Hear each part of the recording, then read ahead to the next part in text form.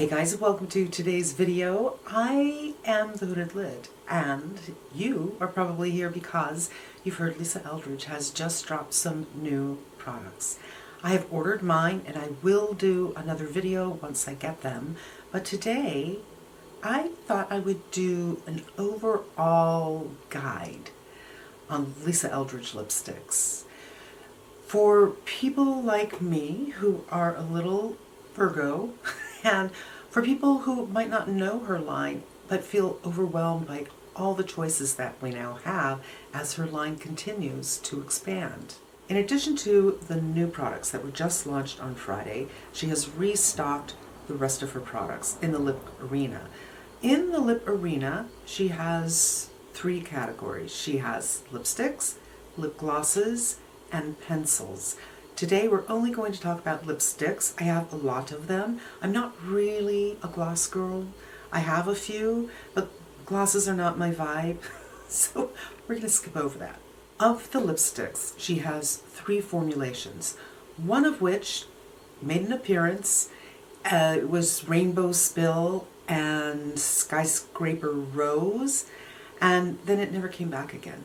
The other ones are the True Velvets or Velvet Mattes. They're mattes, and Luxuriously Lucent, which is what I'm wearing now. I'm wearing Painterly. So these are semi-sheer, but they're not super sheer. And they're a little bit balmy and quite comfortable. And since I swatched everything that I have today, my lips are hurting, but it's not just from that. I did see the dentist the other day, and I had an extraction over here and an implant over here, and my mouth was open for 2 hours, and I got nipped with something really sharp too. So there's a lot going on my lips today. They're not in fighting form. Just wanted to give you a fair warning. Now, it seems like I'm working chronologically here, and I kind of am, but I'm really interested in color stories. And in the beginning, she actually was releasing color stories. So they're going to be a little bit of blend. But I was thinking, if you are anything like me and you think the way I do, I need an overall. I need to understand, because when I see all those colors, I'm like, well, what's the difference between this one and this one? They seem so similar. A couple of things. Undertones and depth of tone. And it seems to me that Lisa built this collection, the overall collection, being fully cognizant that people come in different depths of tone. So some shades actually might be very similar. It's just one is quite a bit darker than another. There might be some undertone tweaking for sure, but you might be getting kind of the same outcome. For the sake of simplicity and in the hopes of being able to provide a prism through which to see her offerings, let's talk about color. To my eye, there are three color stories throughout the collection with a couple of exceptions: red, brown, and blue. Now, I'm going to be looking at my notes because I have some, you guys. I have 5 pages of notes. In November 2018, she launched her brand, and she came out with 3 reds. So there's your red category. She has an orange red, which is Velvet Morning. She has a blue red, Velvet Ribbon, and then she has a, I don't even know how to describe it, a chocolate brown but maroon-ish in there. Deep red in Velvet Jazz, and that was inspired by the colors of the 1920s. Of these 3, I only bought one. Velvet Jazz I really wasn't too sure about. I really wasn't. Some very deep shades can be very deadening on lighter skin tones. It's beautiful, but no. I decided to get Velvet Ribbon. No reason in particular. I think that Velvet Morning would have been just as beautiful, even maybe more beautiful. The truth is, I have a lot of reds, and I feel like I have those categories kind of ticked off. I probably should have gotten Morning because I might have less in the orange range, but this is a beautiful classic red with a blue undertone. So there we're combining 2, red and blue. And when I'm talking blue, I'm pretty much talking about undertones. By the way, you'll be seeing these lip swatches on me, and I should let you know what my skin color is. I have listed down below the foundations that I am currently using. I'm shooting at night, so I changed my settings a little bit, and I don't know what it'll look like once it gets on YouTube. It might look quite warm, but I consider myself to be a light medium with a neutral undertone. I actually have yellow undertone, but very, very little yellow, and most foundations that are yellow, not so good on me, so I just go for neutral. But yeah, light medium in the neutral. So if you're like my skin tone, maybe you'll get a good idea. If you're like my undertone, same thing. You could be lighter than me or darker than me, but I think that you'll see the undertones really matter with these lipsticks. Now the following summer, in July of 2019, she revealed 2 new formulas. Luxuriously Lucent, and she released Go Lightly, which regrettably sold out in an instant, so I wasn't able to get that. Go Lightly has a story behind it that I don't think she told, and I have a feeling there's a reason she didn't tell it. And when she came out with the gloss later, she also didn't tell the story, and she said, you will know what I'm talking about. So there might be some legal issues going on here, but I will tell you very quickly. Audrey Hepburn, the lipstick color she wore in Breakfast at Tiffany's. There was an auction with a beautiful, I think it might have been Boucheron or Bulgari, I can't remember, gold lipstick case, and I think there was a sapphire on it, and she won this in auction. And she was delighted to find there was a little bit lipstick left in this. She never revealed what the color was, what the maker was. We're all thinking it might have been a drugstore. But this Go Lightly was inspired by, or could be a dupe of. It doesn't matter, because of all her lipsticks, this is the one she never re-released. So I kind of do think there's something legal going on there, but I am not sure. The other thing she did in this formula is called Love of My Life. Love of My Life is a pink with a blue undertone. So there's something else in the blue range. That was also when she released Insanely Saturated Lip Color Formula. And there were 2 colors, Rainbow Spill and Skyscraper Rose. Both of those are pinks with blue in varying degrees. Skyscraper Rose, that's hard for me to say, has a lot of blue in it.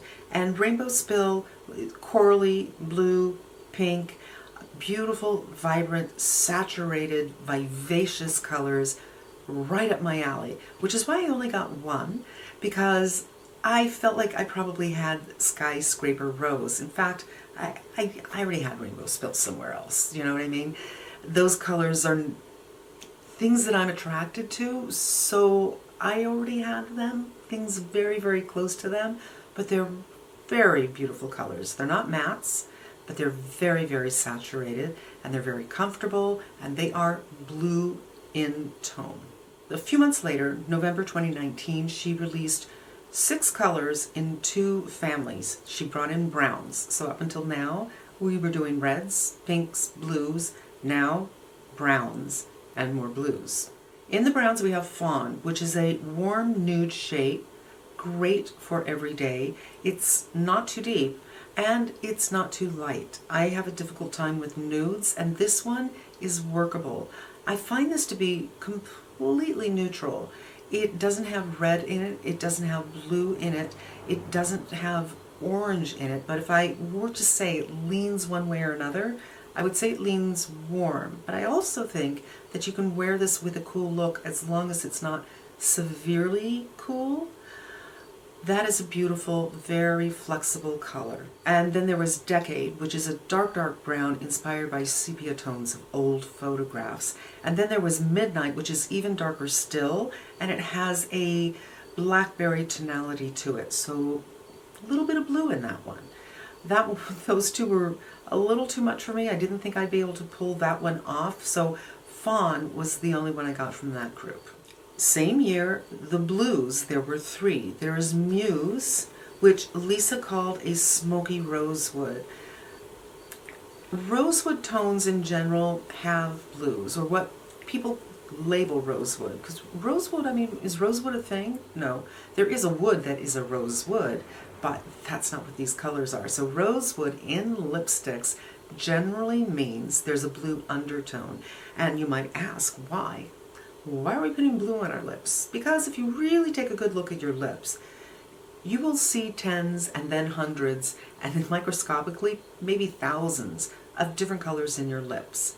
And blue is in a lot of them. So blue can give a very natural look, depending on how much there is and how much you have and what your skin tone is. It could clash, but you know, the right amount of blue can be very natural, very your lips but better.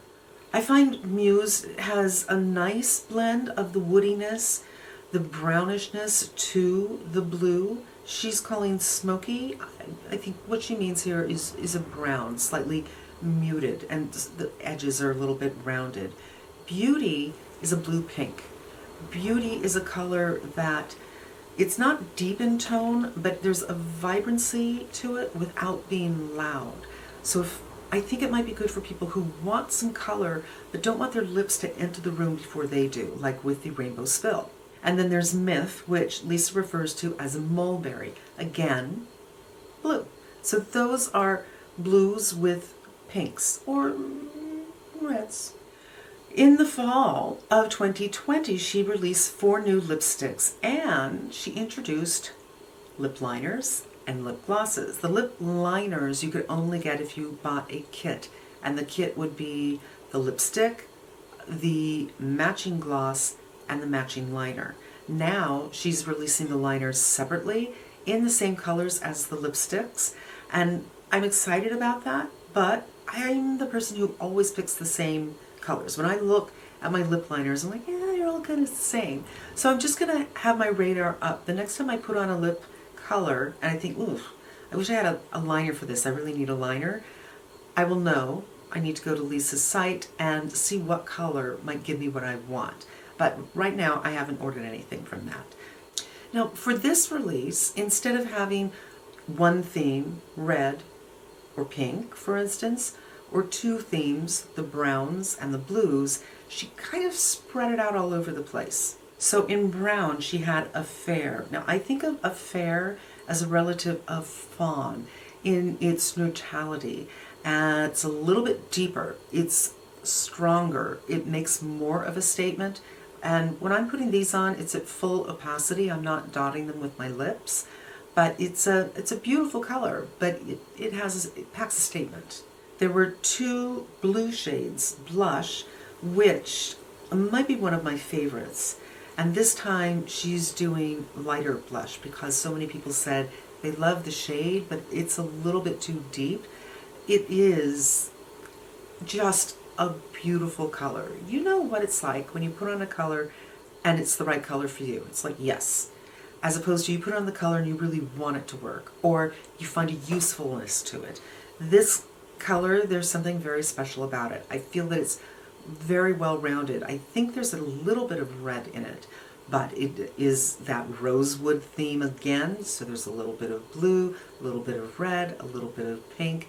I very much enjoyed this color, and I'm not alone.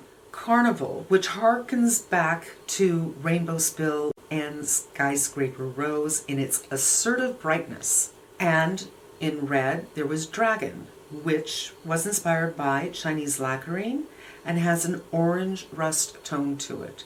So everything's falling into these categories. And you know what, you guys? I think I'm missing something, because I remember I did all these notes and then I just went back to her site to make sure I wasn't missing something. And I thought I retyped my notes, but I have a feeling I didn't. So it's possible that I'm missing something from this release. While in the fall of 2020, all the releases were velvets. Makes sense. It's for fall, it's for winter. The summer of 2021 were all the lucents. Rose Official is another blue pink. It's a beautiful, easygoing, not really thinking about it, pinkish color with a blue undertone that kind of has a little bit of an innocent thing. It's, for me, it's like when you don't want to make a statement, when you don't really want to think about it. and probably for a more natural makeup look. Dance Card, which is quite reminiscent of Go Lightly. And Lisa said she was inspired by her vintage collection when she made Dance Card. And she explained the story, my sweetheart, my baby, of how she came to name it Dance Card. Go see that story because this video is going to be really long. And Dance Card is one of those things that is the exception that doesn't fall into these other groups, just like Go Lightly.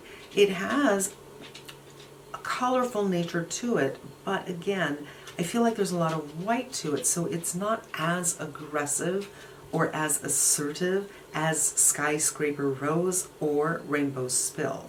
But it's still colorful and still playful, just without being a little bit too much. I think it might work very well for people who want that brightness, who want that playfulness, but they don't want to call attention to themselves. Spirited Away is a brownish pink with a little bit of red in it. I don't have this one, but I'm kind of tempted to get it. It's so hard to tell because unfortunately she uses the computer-generated lip swatches, so all the model's expressions are the same in every single picture. And they just do the computer-generated lip swatch, which I find are not very good representation of what the color is. So this one I think I might deeply, deeply love. I'm not sure. Then we move on to Painterly. And Painterly is what I'm wearing now. My impression is that Spirited Away will have more red in it than Painterly. To me, Painterly is very well balanced. And like I said, I did change my settings because I'm shooting at night and Lucy's super impatient. But to me, this is a fantastic balance.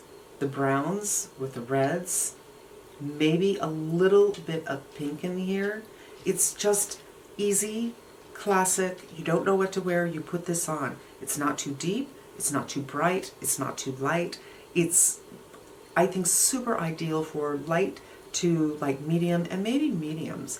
On a medium skin tone, this might be a Your Lips But Better. All right, so where were we? Kitten Mischief is another one that I find to be very, very balanced. While this one has a depth of tone to it that's a little bit more, Kitten Mischief, less so.